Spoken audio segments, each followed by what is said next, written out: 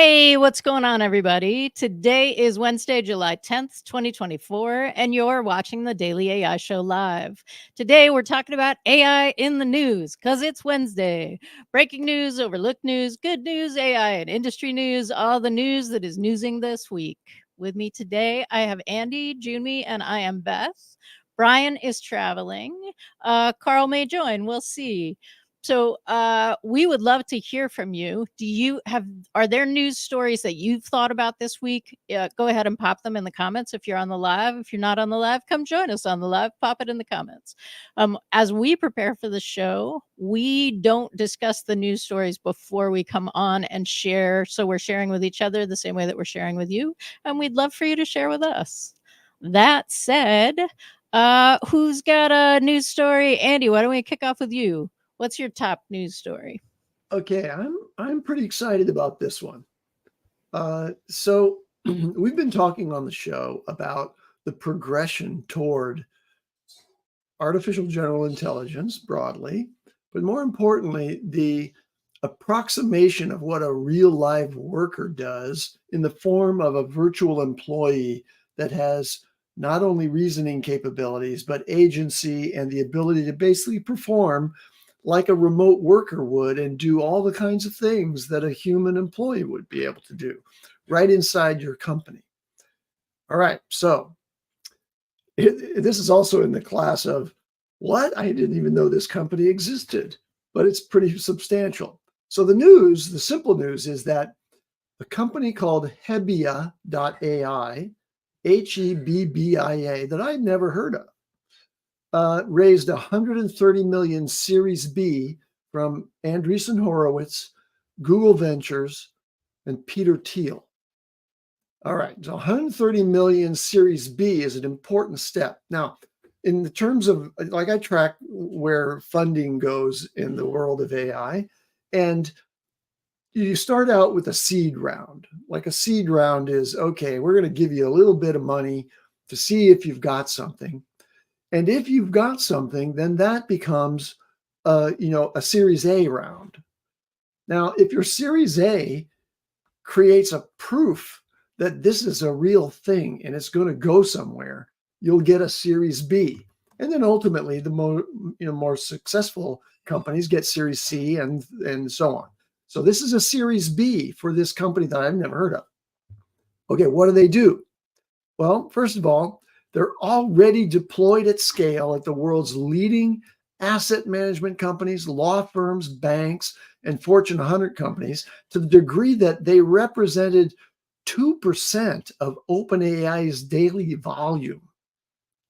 2% of OpenAI's daily inference volume. Okay, so here's what they say they do. There's not a lot to see on their website. It's basically just the release that they have this Series B. So this has been a kind of a cloaked company to some degree. They don't get a lot of press, obviously. Okay, we believe AI, I'm quoting here, should be more than a transactional chatbot. It should be able to work like a human. We've built an AI that works the way you work, and we have a new interface that shows its work.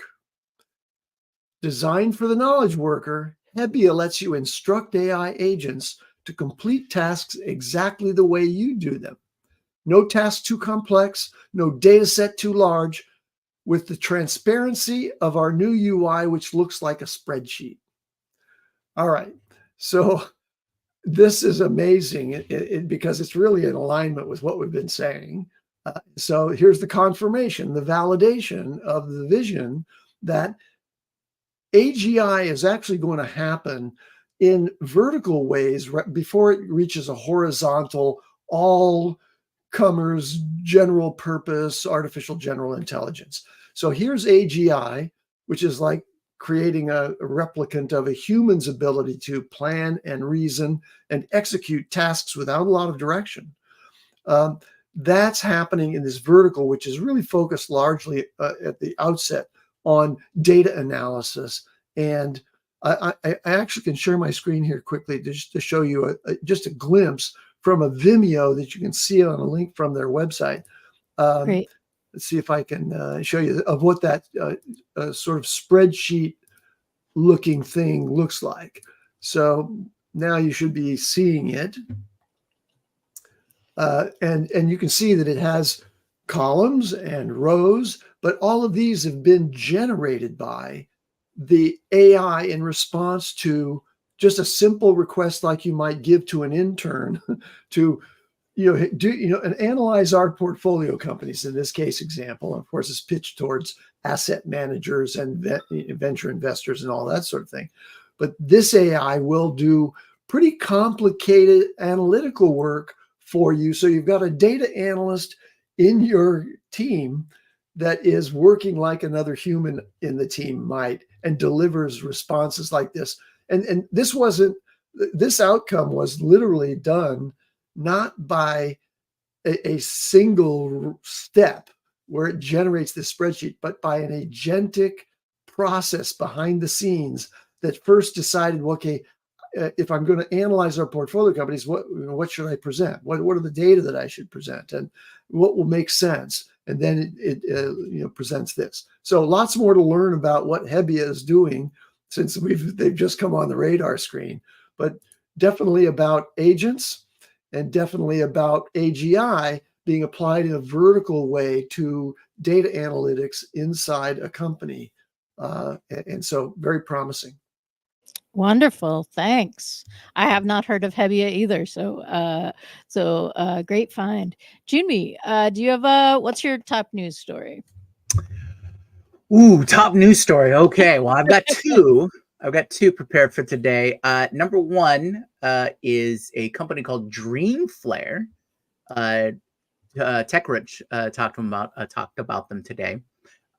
They tout themselves as a studio for AI generated video.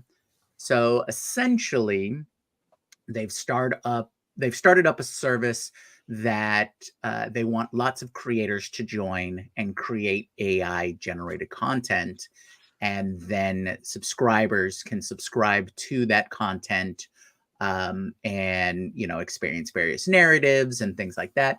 This is sort of along the lines of Showrunner, which was announced a few weeks ago, right, as sort of the Netflix of AI content. Both of these are very early. Dreamflare combats the negative information or negative news around AI in Hollywood and taking jobs and things like that by saying we're creating a platform that allows creators to get compensated and things along those that line. After just a quick view of the site, it does look like they have, of course, their best content presented and things like that. They're sort of set up like a fancy Patreon. They have different subscription levels, right? And the higher your subscription level, the more behind the scenes and information and conversing with the creator and their process and things like that. You get more access to the creator. So not exactly sure how that's going to play out, but I find it really, really interesting that there's a couple of players in this area trying to monetize AI generated content when up to this point it's just been really, let's try out some new tools and see how it works and things like that. So that's the first one. I'm hoping that as the technology gets better and the creators get more time with the tools, we'll see some really interesting applications of AI generated imagery, video, audio, that kind of thing. Right now, it just seems to be all video related, but I'm wondering if there will be a music market and things like that.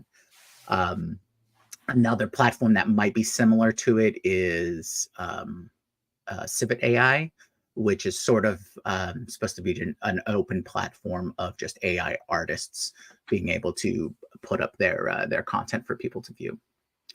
The second story, which kind of boggles the mind and sort of scratches that sci-fi itch is the University of Tokyo announced that they've come up with using a genetic algorithm for phononic crystals. And so this is a lattice work of these type of crystals that they're using this this AI-based genetic algorithm to help grow these crystals. Now, what's important beyond the wacky on name of phononic, right? Really Star Trek out there, is this is the these are the crystals, and this is the tech that you build chips and hardware for quantum computing. So they develop a process using their algorithms to test various lattices and different builds to grow these crystals in different ways to help process information for quantum computing. So I thought that was super interesting. Since they'll have this new method, if it if it plays out over time, is easier or quicker development of quantum computing and along those lines. So those are the two big ones I have. I thought those were the most interesting. And of course, Samsung's having their event today, so I'm sure there's lots of news coming through there. I know. So one of the conversations that we're having in the live chat is about Root LLM, which is something that's now being talked about in on X. And I would just like to note that that our chat, filled with really amazing people, was talking about it yesterday. So if you really want to know what Twitter's going to be talking about tomorrow, come and hang out on our chat. Root LLM is something that is basically a comparison tool that allows you to decide what LLM you're going to put something to based on its capability and how much it costs for the thing, for queries and generations. This sounds like something that users are able to access. OpenAI, we think, has something like that on the back end because they talked about it. They made it accessible. Like there was a button that you could turn on. Yes, I'm willing for you to like route my query wherever you think it's best. That all disappeared behind the scenes like a second and a half after it was revealed. So we're just kind of assuming that that's still happening. Yeah, awesome. Something tied to that is Anthropic announced that they opened up a playground for prompt engineering or prompt development, right? Yes. I saw that. I thought that was pretty cool. So it's sort of like OpenAI's playground, in which it's an environment where you can test out your prompts and system and all those kinds of things. But the feature that I liked from the announcement is that you could test multiple outputs of your prompt. Right. Yes. So you can test multiple versions of it at one time and see which one you're going to get the best results out of. So I think that might be really, really useful for people to, developing their prompts down the line. Right. And a major advance there, and one that we've seen in orchestration tools like Vellum that allow that sort of side-by-side A, B, C, D comparison of multiple prompts against multiple models. So you have a matrix of outcomes, and you can evaluate automatic evaluation of the quality of each of those outputs so that you can decide which model and prompt combination, works best for your particular application or that particular query. Yeah. So all of these things are converging. I'm glad to see it being made available by, is it Anthropic? It's a new Anthropic playground. Very good. Okay. Kind of related to this is, Anthropic came out with artifacts. And so Beth, you have this one. Go. Speaking of Anthropic, absolutely. They made it possible to now share your artifacts creation. And we talked about artifacts week and a half ago, maybe. We'll try to put a link in the show notes when we go back and see what we talked about. But the now they've made it possible for you to share your artifact creations with other people, and even more cool, you can publish them and then other people can remix them. This was all over X yesterday with people like, hey, I threw this together, I'm putting it out, what do you want to do with it, right? And just watching people get really excited, both as like being able to come into a project that's already working and just add a new idea, that's really fun. But it's also so fun to be the person who's created the project and let it go and then just watch what happens. What are people building on it? Yeah, it's such an important feature of being able to engage with AI in a meaningful way that is not just your personal productivity, right? Like this has such implications for business when you Indeed. are working in a department or whatever. Yeah, Andy. And an extension of that whole trend that we're observing where, code driven outputs can be seen right in the conversation with the chatbot, which is what Artifacts is. Now you can kind of lift that code presentation out of there, like it can be an interactive module and you can share that. Well, then Poe, which crosses multiple models, has just released previews, which is essentially the same thing. It's like Artifacts. You get a preview, but now you can do it with OpenAI's models or even with open source models. So Artifacts and Poe previews are both examples of this ability to use an LLM as an assistant to generate some kind of interactive operating code, in effect, that creates visualizations and people can interact with and then release those into the wild, so to speak. Mm-hmm. So I'm curious, is the ability to create working code like Artifacts and the ability to share it and build on it, is that plus projects, is that Anthropic's GPT, custom GPT? What do you think, Carl? Sorry. I don't know. I'm not sure. It probably is in a way, but you still have to have I'm trying to think about it from, because whenever I think of custom GPTs, I do believe that is OpenAI's play to eventually be your agent, because it has all the features to it. I'm not sure Artifacts yet, if that's, I don't see all the additional elements to have to be that. So am I thinking, oh, is it just to copy a custom GPT, allowing it to share and stuff? Because it seems to me whenever I see, oh, there's a new feature, and the last time I saw that product, the OpenAI product kind of roadmap I saw at Benevity, it made sense. Some of these things I'm just not sure yet. And maybe it is that roadmap, but I don't think it has all the features yet to be that. And it could be something completely different. And it's really neat that you can share your artifacts. I just think that with Claude, the one missing feature still is be able to search online.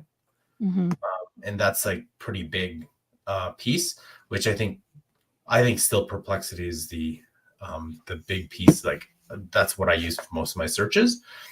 Even though ChatGPT search is pretty decent, it's much better than it was before. So that'd be a really cool feature that Claude could have. I just don't know how they'd implement it because they don't have that partnership. A differentiating feature between custom GPTs and what you see with Artifacts or post previews, I think, is the ability to call multiple custom GPTs from within a single thread. And that's getting to Carl's point about, hey, this is their approach to agents. Because what you can do is you can ask in the conversation your one kind of master custom GPT to go ahead and access whichever other custom GPTs you have created or others have created in order to assemble an answer. So I think that there really is a difference, but artifacts plus projects does give you quite a few of the features of custom GPTs. Nice. Yeah. It sort of doesn't. I'm curious to see what Google, I think Gems is supposed to be, coming with and what their plan is. But I do feel like a lot of the stuff is more of a, hey, they released it, we got to release something similar with our version of it. But it doesn't seem right now to have that roadmap to actually be an agent. And maybe it will, because everyone's just going to add those features in. There seems to be a direction of the custom GPT versus the artifacts at the moment. Mm-hmm. It's interesting. Well, I just want to make another comment and then we'll go to another news story. But I think it's interesting that that Anthropic is still not searching the web, right? That's clearly an intentional design choice. Maybe it isn't, though, because if you have a partnership with Bing, it makes it so much easier. What partnership would they have? Unless it would be pretty big if they partner with Perplexity, but Perplexity wouldn't matter. Like, you can access all the models there, so it'd be what would they? How would they? They'd have to build it straight up themselves. Right. It just seems like that's the piece that is that they're missing. But speaking of things that are searching the web, OpenAI has great search. And here we go to the segue. They have not released another model or any of the things that they've already announced to release. They released something new, which is a partnership. And it is Thrive. And let me pull it up. Does anybody have more info? Here we go. OpenAI and Thrive Capital create AI health coach. And the idea behind this is to give individuals opportunities to really engage in medical kind of conversation, sleep, nutrition, fitness, stress management, and social connection, and have AI both be informative and assist with that. Anybody else clock that? There was one, because there was a story, I don't know if anyone read this morning from the Neuron, that apparently it's already being done by this thing called the Whoop Coach. So the story in the Neuron says that, this is not a new concept. Thrive AI, Apple Watch, and they do a lot of this stuff, but the idea of chatting with a health coach and asking it questions, that concept exists with a thing called the Whoop Coach, which gives people, I'm just reading it from the Neuron newsletter, who never stop talking about their wearable personalized advice on things like optimizing sleep and improving heart rate. Which is funny, because then I clicked on whoop.com and it says, first thing it says, introducing Whoop Coach, powered by OpenAI. So maybe it is the thing. I don't think it is. I think No? they're two very different. So I'll show you what that. So it's not Thrive. Whoop Coach is not Thrive. No. So I would imagine, could it be like a rapper or like? Yeah. Well, it just means that they're using OpenAI's models to drive it. I think that the Thrive opportunity is to do something that's really novel in the user experience design. And maybe incorporating, because of Sam's involvement and OpenAI's therefore involvement, more advanced voice interaction features like we observed in their demo day, which wouldn't be available as soon as it would be available to Thrive, to Whoop Coach, or a number of other health related services out there that are being LLM powered. Yeah. Yes. I am curious what's happening with voice. Because several of the things that they have rolled out that are, or that they've sort of said, this is going to be great because you're going to be able to talk to it. Yeah. And we just keep hearing like, it'll come in a couple weeks. It'll come in a couple weeks. Nope, it's not going to come in a couple weeks. There's a thing, and we're going to fix it or do something with it, and we'll let you know. Right? Like it just keeps getting stepped back. End of the month, I have another. I have another OpenAI news item, which is, Please. in the past several weeks, we heard about Apple being given an observer seat on the board of OpenAI. Mhm. And so today, OpenAI observer seats are being declassed, if you will. Microsoft is resigning its observation seat and making some nice flowery announcements about how they're very confident in OpenAI now and they don't need to watch the board. Board meetings are quarterly. Come on. Microsoft can afford to send somebody to listen in on the board meeting when they own 49% of it. So something else weird is happening here. And I think it's kind of, my guess is it's cover for, they're not going to proceed with allowing Apple to have an observer seat. So they're just basically saying, we're going to just remove observer seats entirely. And Microsoft is, doing the right thing by saying, okay, we're just leaving our seat now. And Apple may never get their observer seat. That's my guess. Wow. All right. So as part of that news, I have a quote here. It says, it said, "We are establishing a new approach to informing and engaging key strategic partners such as Microsoft and Apple, and investors such as Thrive Capital and Khosla Ventures." Okay, so that's their sort of PR speak for our strategic partners, Microsoft and Apple, are going to see a new approach, not board observer seats. Right.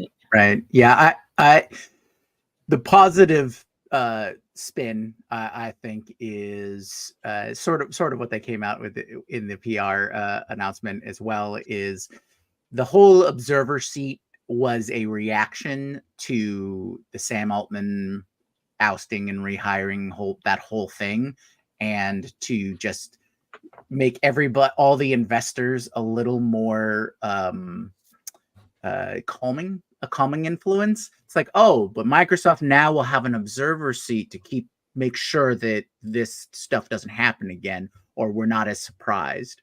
And so this is them just cleaning house again, saying, now we're all good and we don't need to have this kind of oversight anymore. We'll see if they do, but I'm sure that's part of their process. There is just so we'll be watching. Now you don't need to oversee us. Right. What's that? I was just saying, so we'll be watching this emerging story. Oh, right. Yeah. Further shakeup of the OpenAI board. Yeah. So speaking of emerging stories, thank you, Andy, and OpenAI. OpenAI blocked access as of yesterday, July 9th, to its tools and services for users in China. This also seems perhaps related to previous conversations we've had about how much China gets access, both above board and below board, to this tech. I also think that it's interesting, right? So it's prompted local AI companies like SenseTime, Baidu, Zippo AI, and Tencent to offer incentives and free tokens and migration services, because this has created a big drop, right, for people and companies in China using the OpenAI services and tools. My question, and it relates to conversations we've had about chips, is how much does that then I don't know, create, it's not an incentive. China always had an incentive to develop its own stuff, but how much does that create an environment where the government of China plus the industries in China are really focused now on their own innovation, in the same way that that they couldn't get NVIDIA chips, but then they developed their own that uses light and is cheaper and faster, right? Like, I'm just curious what you think about this new story coming out, and what the impact you think would be. Well, they showcased their new Sense Nova 5.5 model at World AI Conference in Shanghai, which they say is comparable to GPT-4o. So it just makes sense for them. This reminds me of way back. Do you all remember when Apple came out with their iPad and every single company came out with some weird version of their Mm-hmm. tablet, iPad, like, or pad type thing. And I feel this is kind of similar, where a lot of that was either real. No, actually, a lot of that was vaporware. So they'd come out and showcase it, but you never hear from any of half of these companies again. Mm-hmm. I remember specifically RIM, if Research in Motion. That's a name that no one has mentioned in so long, but they came out with their, BlackBerry, RIM is yes. BlackBerry. Yeah. And then they had, I forgot what their tablet or whatever it was called, and they were showcasing it. I feel like this is kind of it, where like everybody says, hey, we have a GPT-4o model, but I just don't think you can, unless you can actually use it. It's just another demo. Just like, what was the company that released their GPT-4o voice demo? I can't remember the name of that company. And it looked kind of real, but I'm like, unless you get to actually use it, and some people were using it, but it didn't work properly. That's where I think a lot of this will go. But you're right, Beth. If you get the Chinese government and companies really hyper-focused, if they believe this is it, you are in direct competition, this is the space race, like the innovation is just going to accelerate. It will happen, because now people really focus on, this is what we want to do, and all the resources of the government and companies will be on this. Yeah. And it is, right? It is clearly moving forward. These are the next frontiers in this kind of context, right? But that does raise, and I would love our people who are on our live show right now, and those after the fact, love to hear your thoughts, because we talk a lot about regulation, copyright rules. Well, I don't think the same copyright rules and regulations would really be for Chinese AI companies. What are you going to sue them? Is the RAIA going to sue them? No, they can make anything they want. And the type of regulations we may have in North America probably won't be. And if they can get something the same, or maybe not the most bleeding edge model, but just a little bit, think about that in a year. That even though they're just a tiny bit behind, it opens everything up for everybody. So the cost of intelligence is going to go, I think who said it, is going to go to zero. Yeah. Everybody will have it.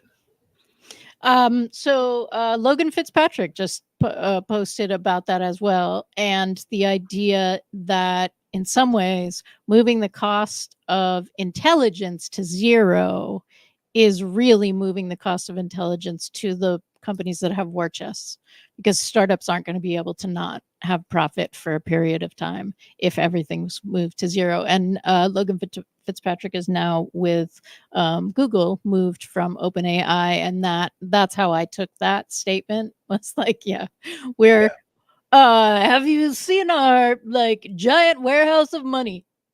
Like, but yay. One last news story that I have is Japan's defense ministry released a basic policy on the use of artificial intelligence in military applications, and aiming to tackle recruitment challenges and like keep pace with global leaders. So China and the US are definitely up there. Israel probably too. But one of the things that is in this defense policy is completely ruling out autonomous lethal weapons.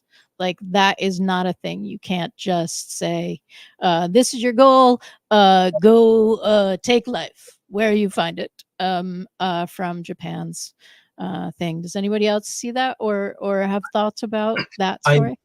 The autonomous weapon things, for sure, because I remember there was a story a couple of weeks ago or several months ago about either the Pentagon or the CIA, I think it was the Pentagon, authorizing an increase in AI use for lethal, was it lethal drones or something lethal? And I was like, wait a second.